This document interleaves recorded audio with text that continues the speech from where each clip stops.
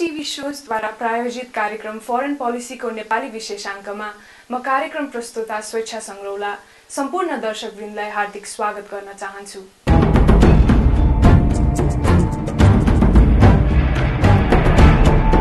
अध्यक्षज्यू, भनिन्छ एउटा भनाइ नै छ, नेपाल त दुई ढुङ्गा बीचको तरुल हो। अहिले बुझ्दै जाँदा पढ्दै जाँदा यसले त कहीँ न कहीँ हाम्रो भूगोलको बारेमा हाम्रो कस्तो अवस्था रहेको छ, यसले चाहिँ अलिकति नकारात्मक खालको असर पो पारिरहेको छ कि हाम्रो आम मनस्थितिमा। किन तरुल भनिएको होला दुई ढुङ्गा बीच? पक्कै पनि नेपाल चीन र भारत जस्ता शक्तिशाली छिमेकीको बीचमा परेको छ र तिनीहरूको विकास सँगसँगै आफैलाई पनि विकसित गर्दै जानु हाम्रो दायित्व रहेको छ। अहिलेको यस परिप्रेक्ष्यमा नेपालको भूमिका दुई शक्तिशाली छिमेकीको बीच रहेको अवस्थामा नेपालको कस्तो अवस्था देख्नुहुन्छ अध्यक्षज्यू? हाम्रो मातृभूमिका अथवा हाम्रो राष्ट्रका निर्माता पृथ्वीनारायण शाहले नेपाललाई दुई ढुङ्गाको तरुलको रूपमा चित्रित गर्नु हो र यो एउटा प्रतीकात्मक चित्रण हो। दुई ढुङ्गाको तरुल, दुईटा ढुङ्गाहरूको बीचमा रहेको तरुल अलिक फ्रेजिल हुन्छ, यो कमजोर छ। त्यसकारण अरू दुईटा शक्तिशाली राष्ट्रहरू उत्तर दक्षिणमा छन्, होसियारीपूर्वक अगाडि बढ्नु है भन्ने अर्थमा यसलाई हामीले लिन सक्छौँ। तर आजको परिप्रेक्ष्यमा विचार गर्दा मैले योभन्दा अगाडि पनि केही टेलिभिजनहरूमा भनिसकेको छु। त मेरो राय चाहिँ के छ भन्दाखेरि नेपाल एउटा अत्यन्त ठुलो चुनौती र अवसरको बीचमा र भौगोलिक हिसाबले पनि एउटा अत्यन्त महत्त्वपूर्ण रणनीतिक थलोमा हाम्रो देश रहेको छ। एकातिर विशाल चीन छ, जो संसारको दोस्रो आर्थिक शक्ति त भइ नै गयो र अब केही दशकमा ऊ चाहिँ नै पहिलो शक्तिको रूपमा विकसित हुँदैछ। र अर्कोतर्फ भारत छ, त्यो पनि त्यत्तिकै तीव्रताका साथ विकास गरिरहेको छ र त्यो पनि एक दिन गएर संसारको ठुलो शक्तिको रूपमा हुनसक्छ, दोस्रो शक्तिको रूपमा विकसित होस्। कतिपय विशेषज्ञहरूका विश्लेषण हेर्दाखेरि अहिले अब अमेरिका पहिलो छ, तर बिस्तारी बिस्तारी चीन पहिलो शक्ति हुने, अनि भारत दोस्रो शक्ति हुने, अमेरिका तेस्रो शक्ति हुने सम्भावनाको बारेमा पनि विशेषज्ञहरूले राय प्रकट गरिरहेका छन्। विश्व विकासको ट्रेन्डहरू हेर्दाखेरि यी कुरा हुन सक्दैनन् भन्ने कुरा छैन। सहज ढङ्गले हामीले अनुमान गर्न सक्छौँ चीन पहिलो शक्ति र दोस्रो शक्तिको रूपमा भारत विकसित हुन सक्छ। यस्ता दुई विशाल शक्तिको बीचमा नेपाल रहनु हाम्रो निम्ति अत्यन्त ठुलो अपर्च्युनिटी पनि हो, अवसर पनि हो, तर हाम्रो निम्ति यो चुनौती पनि हो। हामीले ठिक ढङ्गले यो दुईटा देशहरूसँगको सम्बन्धलाई सुसञ्चालन गर्न सक्यौँ र त्यसबाट उपलब्ध हुन सक्ने सम्भावनाहरूलाई उपयोग गर्न सक्यौँ भने यो हाम्रो ठुलो अवसर हो। हाम्रो निम्ति सीमा पार गर्ने बित्तिकै इन्टरनेसनल मार्केट, भारत जस्तो विशाल मार्केट, चीन जस्तो विशाल मार्केट हामी फेला पार्न सक्छौँ। त्यो मार्केटमा बेच्न सक्ने, त्यहाँनिर आवश्यक पर्न सक्ने माल हामी देशमा उत्पादन गर्न सक्छौँ कि सक्दैनौँ, यो हाम्रो चुनौती हो। र हामीले उत्पादन गर्न सक्नुपर्छ र त्यहाँ लगेर सेल गर्न सक्नुपर्छ र हाम्रा छिमेकीहरूलाई पनि हाम्रो देश चाहिँ नि एउटा बजारको रूपमा हामीले पनि उपलब्ध गराउन सक्नुपर्छ। पारस्परिक लाभका आधारमा हामीले सम्बन्धहरूलाई विकास गर्न सक्नुपर्छ र त्यति मात्र होइन, हाम्रा सामु चाहिँ के सम्भावना छ भने भारतको बजार र चीनको बजारलाई जोड्ने सम्भावना छ। यो जोड्ने काम गर्न हामीले सक्यौँ भने नेपाल दुईटा ढुङ्गा बीचको चाहिँ ब्रिज जस्तो हुन्छ, दुईटा विशाल शक्तिहरूका बीचको ब्रिज हुन्छ। यो ढुङ्गा मात्र होइन, ब्रिज हुन्छ र यो ब्रिजले त्यो दुईटा शक्तिहरूको मित्रतालाई पनि गहिरो बनाउन सक्छ, हाम्रा सम्बन्धहरू पनि बलिया हुन सक्छन् र त्यसले नेपालको अर्थतन्त्रलाई एकदम पर्पेन्डिकुलरमा डेभलप गरेर लान सक्छ। आज हामी बल्ल तल्ल यस वर्ष धेरै लामो समय पछाडि यो वर्ष 6% आर्थिक वृद्धि हुन्छ कि भनेर हामी अनुमान गरिरहेका छौँ। केही दिनपछि बजेट आउँदैछ, त्यो बजेट आउँदाखेरि हामीलाई थाहा लाग्ला यो वर्ष 6% वृद्धि होला। अब यो वर्ष 6% वृद्धि भयो भने हामीले राम्रो व्यवस्था गर्न सक्यौँ, बजेट राम्रो ल्याउन सक्यौँ, हाम्रा मौद्रिक नीतिहरू, हाम्रा वित्तीय नीतिहरू, हाम्रा आर्थिक नीतिहरू, हाम्रा व्यापारिक नीतिहरू ठिक ढङ्गका हुन सके भने हामी अर्को साल योभन्दा बढ्ता तीव्रतर गतिले विकास गर्न सक्छौँ र क्रमशः हामी डबल डिजिट ग्रोथको विकास गर्न सक्ने सम्भावना हामीले बोकेका छौँ। त्यसो हुनाले नेपाल चाहिँ नि दुईटा मुलुकहरूको बिचमा चीन र भारतको बिचमा जो अवस्थित छ यो अवस्थिति हाम्रो निम्ति एउटा ठुलो अवसर पनि हो। यो अवसरलाई हामीले उपयोग गर्न सक्नुपर्छ र नेपालको फरेन पोलिसीलाई स्थापना गर्ने, त्यसलाई विकास गर्ने, त्यसलाई उपयोग गर्ने जो हाम्रो चाहिँ पङ्क्ति हुन्छ त्यो पङ्क्तिले यो पक्षलाई अत्यन्त गम्भीरतापूर्वक ध्यान दिनुपर्छ भन्ने मलाई लाग्छ। चीन र भारत दुवैले हाम्रा विभिन्न क्षेत्रहरूमा लगानी गर्न नखोजेको अवस्था पक्कै पनि छैन। जलविद्युत होस् अथवा अन्य कुनै शिक्षा होस्, जुनसुकै क्षेत्रमा पनि लगानी गर्न खोजिरहेको अवस्था छ। जलविद्युतकै कुरामा बङ्गलादेश पनि अलिकति इन्ट्रेस्टेड देखिन्छ। यो सबै हुँदाहुँदै पनि हामीले आफ्नो आत्मसमीक्षा गर्नुपर्दाखेरि के हामीले वैदेशिक लगानीका निम्ति हामीले वातावरण हामीले सहज बनाएका छौँ कि छैनौँ, आत्मसमीक्षा गर्नुपर्दा अध्यक्षज्यूलाई के लाग्छ? हामीले लामो समयसम्म तपाईँले भने जस्तै देशमा आन्तरिक रूपले राम्रो वातावरण बनाउन सकेनौँ। 10 वर्ष त हाम्रो देशमा हिंसा नै चल्यो।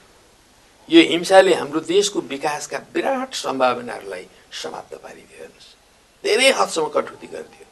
त्योभन्दा अगाडि तानाशाही थियो व्यवस्था। त्यो तानाशाही व्यवस्थाका विरुद्ध निरन्तर लोकतान्त्रिक आन्दोलन चलिरहेको थियो। अस्थिरता थियो मुलुकमा। यो लामो समयदेखि रहेको अस्थिरता, हिंसा, अराजकता आदिले गर्दाखेरि यो मुलुकमा अन्तर्राष्ट्रिय क्षेत्रबाट जुन प्रकारले लगानीकर्ताहरू आउनुपर्ने हो त्यसको लागि वातावरण थिएन।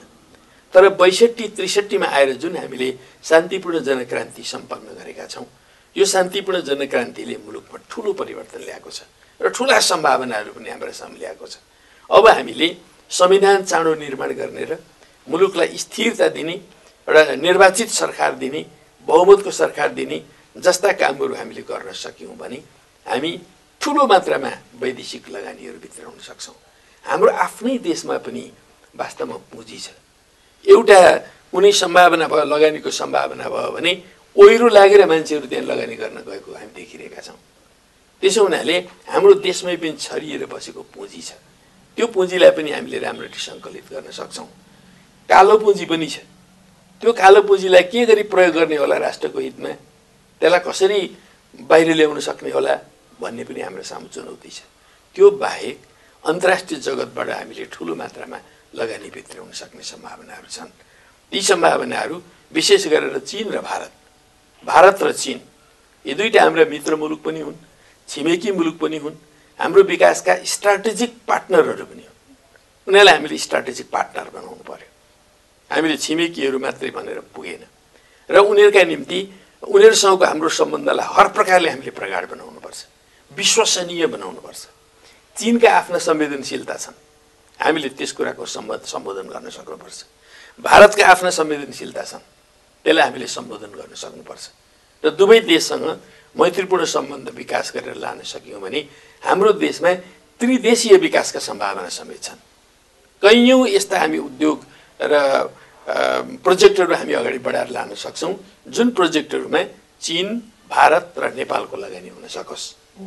त्यस्ता त्रिदेशीय प्रोजेक्टहरू हामीले विकास गर्न सक्ने हो भने ती यस्ता आधारशिला हुनेछन् जसले यी तीनटा देशको मैत्रीलाई युग युगसम्म विकसित गर्दै लान सक्छन्। त्यो बेलामा मात्रै नेपाल बलियो हुन्छ। वास्तवमा हामी दुईटा चाहिँ शक्तिको बिचमा एउटा ब्रिजको रूपमा हामीले काम गर्न सक्छौँ। यो कुरालाई हामीले ध्यानमा राख्नुपर्छ भन्ने मलाई लाग्छ। अध्यक्षज्यू, केही साता अघि चीनको भ्रमणमा जानुभयो। यो भ्रमणको बारेमा केही हाम्रो दर्शकवृन्दलाई बताइदिनुहोस् न। म यसपटक हाम्रो पार्टीको 9औं महाधिवेशनको सङ्घारमा पुगिरहेको बेलामा हाम्रो पार्टी र चीनको कम्युनिस्ट पार्टी बिचको सम्बन्धलाई अलि प्रगाढ बनाऊँ, आत्मीय बनाऊँ, घनिष्ठ बनाऊँ भन्ने एउटा मेरो उद्देश्य थियो। दोस्रो उद्देश्य भनेको नेपाल र चीनको बिचमा जो सहयोगहरू र विकसित हुँदै आएको छ त्यसलाई अझै व्यापक र गहिरो कसरी बनाउन सकिन्छ। अब त हामीहरू द्वन्द्वलाई पार गरेर आइरहेका छौँ, हिंसालाई पार गरेर आइरहेका छौँ। अब हामी युद्ध अथवा क्रान्ति अथवा ठुला आन्दोलनको युगलाई पार गरेर अब हामी आर्थिक निर्माणको युगतर्फ प्रवेश गरिरहेका छौँ। यस्तो बेलामा हामीलाई अन्तर्राष्ट्रिय सहयोग अझ व्यापक चाहिन्छ। चीन जस्तो मुलुकले हामीलाई धेरै कुरामा सहयोग गर्न सक्छ। त्यसो हुनाले यो सहयोगका सम्भावनाहरूलाई केलाउनु पनि मेरो उद्देश्य थियो र अब दुई देश बीचका नेतृत्वको बीचमा एउटा राम्रो समझदारी निर्माण गर्ने पनि कुरा थियो। यी उद्देश्यहरू मैले गरेको यो चीन भ्रमणबाट पुरा भएका छन् भन्ने मलाई लागेको छ। खास गरिकन हाम्रो पार्टी नेकपा एमाले र चिनिया कम्युनिस्ट पार्टी बीचको सम्बन्धलाई मेरो भ्रमणले साँच्चै नै प्रगाढ बनाएको छ, आत्मीय पनि बनाएको छ र दुईटा देशका पार्टीका भ्यूहरू के हुन्, हामी राष्ट्रिय परिस्थितिलाई कसरी हेर्छौँ, विश्व परिस्थितिलाई कसरी हेर्छौँ, अनेकन घटनाक्रमहरूलाई कसरी हेर्छौँ, ती धेरै कुराहरूमा हाम्रा समान दृष्टिकोण पनि छन्। ती समान दृष्टिकोणहरूले दुईटा पार्टीहरूको बीचको सम्बन्धलाई अझ प्रगाढ बनाउन मद्दत गरेको छ भने दोस्रो कुरा उहाँहरूले हाम्रो देशलाई गर्न सक्ने जुन सहयोगका सम्भावनाहरू हुन् त्यो सम्भावना त अनन्त रहेछ।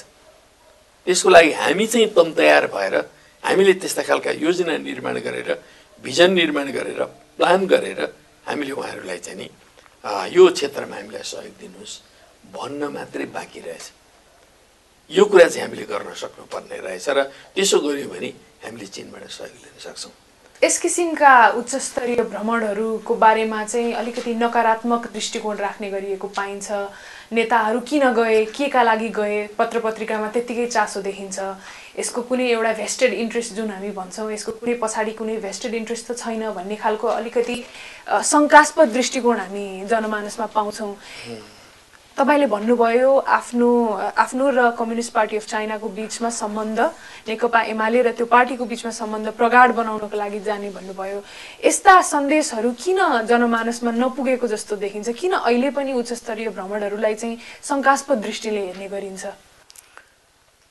पहिलो कुरा त दुई देश बीचका सम्बन्धहरू अथवा नेपालको अन्तर्राष्ट्रिय सम्बन्धहरूको महत्त्वलाई मिडियाले पनि उपयुक्त ढङ्गले लिनुपर्ने हुन्छ, बुझ्नुपर्ने हुन्छ र कुन भिजिटको के महत्त्व हुन्छ, त्यसको भावी परिणाम के हुन सक्छ भन्ने कुराको विश्लेषण गर्न सक्यो भने मात्रै कुन इभेन्टलाई कस्तो ढङ्गले मिडियामा ल्याउने भन्ने कुराहरू पनि तय गर्न सकिन्छ।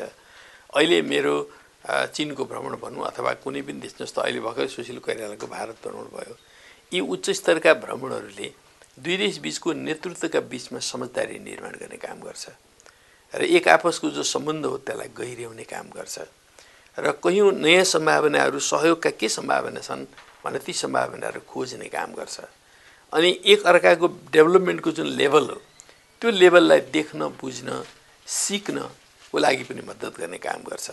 जस्तो चीन अहिले अत्यन्तै तीव्रताका साथ विकास गरिरहेको छ र कयौँ क्षेत्रहरूमा मैले आफै के देखिरहेको छु भने युरोप र अमेरिकाभन्दा एडभान्स एरियाहरू अहिले चीनले निर्माण गर्न थालिसक्यो।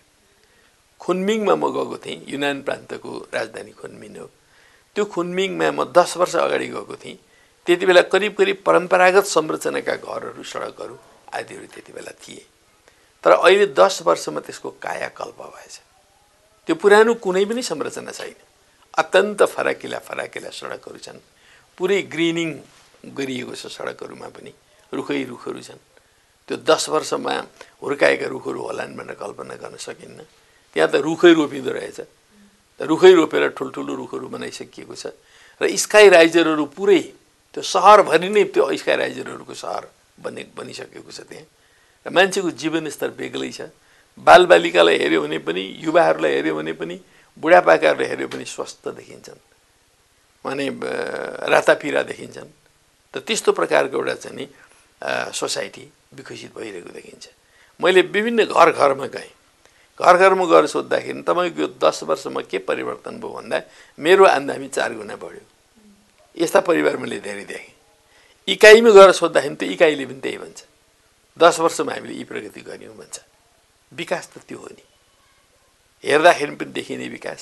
त्यसमाथि अहिले एउटा वातावरणीय हिसाबले पनि एकदमै चाहिँ त्यो स्वच्छ विकास गर्ने दिशातर्फ चीनले धेरै कदमहरू चालेको मैले पाएँ र वास्तवमा समाजवाद निर्माण गर्ने दिशामा चीनले जे बाटो लिएको छ त्यो साँच्चै सही बाटो र सही ढङ्गले उनीहरू समाजवाद निर्माण गर्दैछन्, समुन्नत समाज बनाउँदैछन् र उनीहरू चाँडोभन्दा चाँडो अब चीन अहिले पनि उनीहरू के मान्छन् भने चीनलाई प्रारम्भिक रूपको समाजवादी मुलुक भन्छन् उनीहरू। हामीले देखिँदा चमत्कार देख्न थालिसकियो। तर यो प्रारम्भिक अवस्थाबाट मध्यम स्तरमा उनीहरू केही वर्षमा अथवा केही दशकमा पुग्छन् र चीनको कम्युनिस्ट पार्टी स्थापना भएको अब 100 वर्ष पुग्दासम्ममा मध्यम स्तरमा पुग्ने, त्यस पछाडि फेरि एउटा समुन्नत स्तरको चाहिँ नि समाजवादी मुलुकमा पुग्ने यस्ता लक्ष्य लिएर उनीहरू अगाडि बढिरहेका छन्।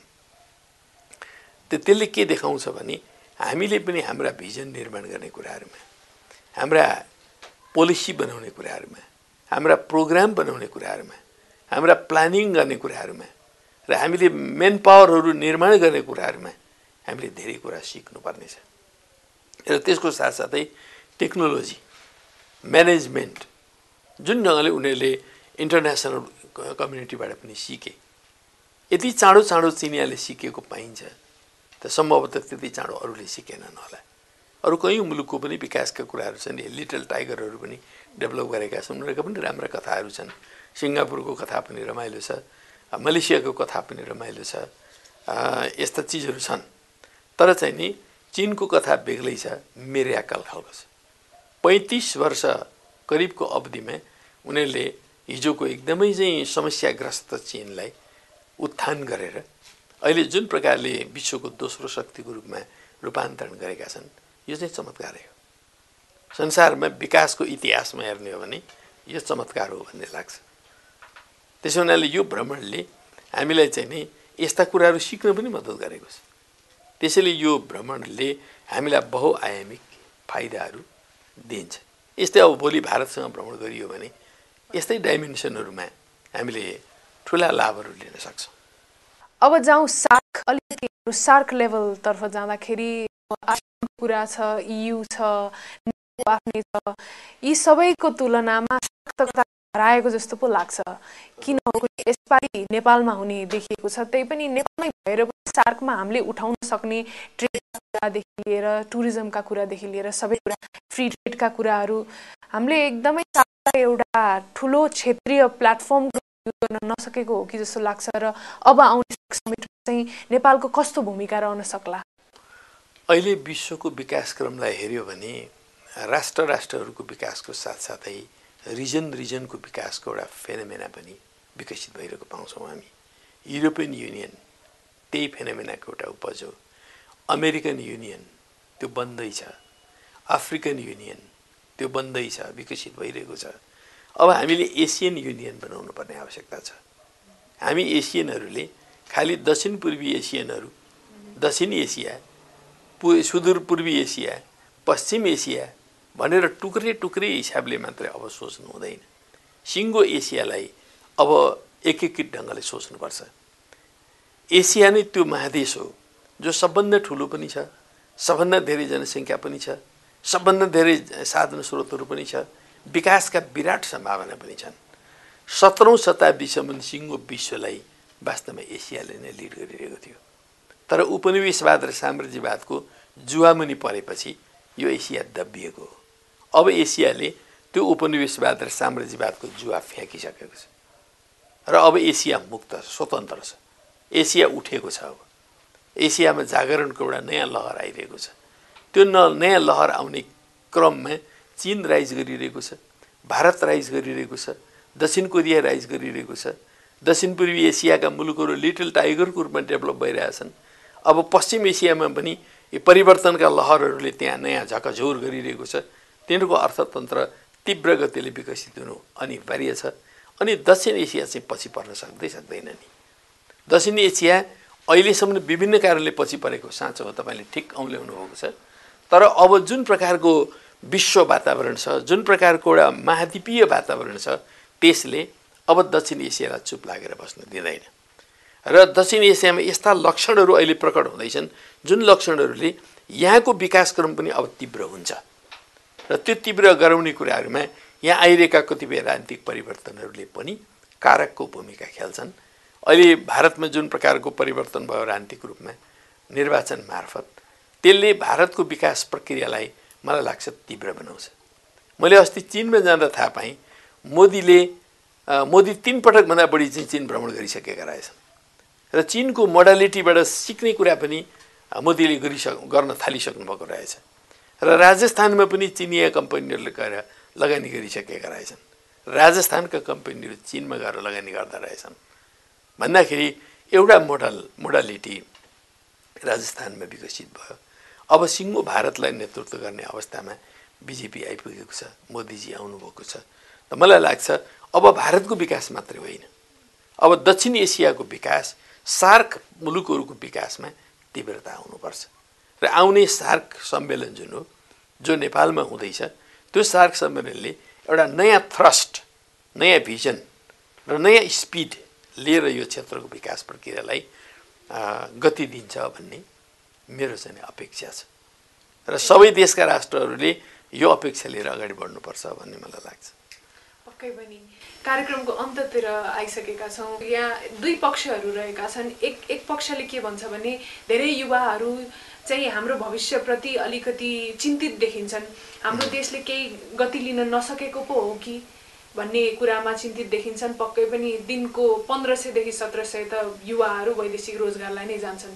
अर्को पक्ष रहेको छ हामी अन्य कन्फ्लिक्टबाट आएका कन्ट्री भन्दा त हाम्रो गति त राम्रै रहेको पो रहेछ भन्ने पनि अलिकति अनुसन्धानबाट देखिन्छ।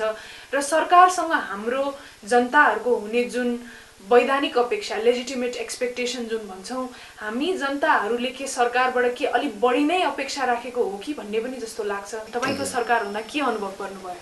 वास्तवमा विगतमा जुन प्रकारले हामी द्वन्द्वको कालखण्डबाट गुज्रेर आयौँ, अस्थिरताको कालखण्डबाट गुज्रेर आयौँ, त्यो अवस्थामा जनताले जे अपेक्षा राखेका थिए त्यो अपेक्षालाई सरकारले पुरा गर्न नसकेकै हो। त्यसले गर्दाखेरि जनताको अपेक्षा र सरकारको क्षमताका बीचमा अन्तर्विरोध खडा भयो नै। अब अहिले नयाँ ढङ्गले निर्वाचित सरकारहरूले त्यो अन्तर्विरोधलाई समाधान गर्नुको लागि पहिलो प्राथमिकता दिनुपर्दछ। र अहिले हामी जुन प्रकारको सरकार सञ्चालन गरिरहेका छौँ, त्यो सरकारले जुन गतिका साथ जनतालाई डेलिभरी दिनुपर्छ, त्यो डेलिभरी अझै पनि राम्रोसँगले दिन सकेको छैन। यो दिन नसकेको कुराप्रति जनताको असन्तुष्टि जायज असन्तुष्टि हुन्छ। तर कहिलेकाहीँ के हुन्छ भने अब नयाँ सरकार बन्यो, उसले नयाँ नीतिहरू ल्याइसकेको छैन, बजेट ल्याइसकेको छैन, बजेटको कार्यान्वयन भइसकेको छैन, तर चाहिँ नि रातारात नै एकदमै धेरै परिवर्तन होस् भन्ने अपेक्षा पनि हुन्छ। यो अपेक्षा अलि बढ्ता अति अपेक्षाका रूपमा पनि देखा पर्न सक्छ। त्यो कुरालाई पनि हामीले सम्झाउन सक्नुपर्छ। त यसको लागि फेरि पनि मिडियाको रोलको भूमिका आउँछ। मिडियाले त्यो प्रकारले जनमत निर्माण गर्ने कुराहरू गर्यो भने जनताले पनि ठिक ढङ्गले बुझ्न सक्ने स्थिति हुन्छ र त्यही अपेक्षाका आधारमा हामी अगाडि बढ्न सक्ने स्थिति पनि हुनसक्छ। त्यसो हुनाले यो दुवै कुरालाई सन्तुलन मिलाएर हामीले जानुपर्छ। केही कुरा हामीले गर्न नसकेका कामहरू पनि छन् जसले गर्दा जनता असन्तुष्ट भएका छन्। जस्तो अहिले राजदूत नियुक्ति गर्न केले रोकेको छ र? केहीले रोकेको छैन। त्यो 2 दिन 1 दिन बसेर हामीले छलफल गऱ्यौँ भने राजदूत 2 दिनमा नियुक्ति गर्न सकिन्छ। तर भइरहेको छैन। सम्भवतः भोलि पनि हुँदैन, पर्सि पनि हुँदैन। यो चाहिँ सम्बन्धित पक्षको कमजोरी हो। यो सोझे गर्न नसकेको काम हो त्यो। त यस्ता खालका कमजोरीलाई चाहिँ हटाउनै पर्छ। तर गर्दा गर्दै पनि जस्तो अब बजेट आइसकेको छैन, एकैचोटि तल चाहिँ चकाचौँ बजेट आएन भनेर कसैले भन्यो भने त्यो त मिल्ने कुरा होइन। बजेट आउँदैछ, बजेट आइसकेपछि अनि बजेट तलसम्म पनि आउँछ। त्यस पछाडि विकास निर्माणका प्रक्रियाहरू अगाडि बढ्न सक्छन्। त अपेक्षा यसरी गर्नु पर्यो। अध्यक्षज्यू कार्यक्रममा आइदिनु भयो, निकै महत्त्वपूर्ण प्रश्नहरूको उत्तर दिइदिनु भयो, त्यसका लागि धन्यवाद। धेरै धेरै धन्यवाद। तपाईँले आज मलाई धेरै महत्त्वपूर्ण प्रश्नहरू गर्नुभयो र त्यो प्रश्नहरूको जवाब दिने एउटा अवसर प्रदान गर्नुभयो। यसका लागि धेरै धेरै धन्यवाद।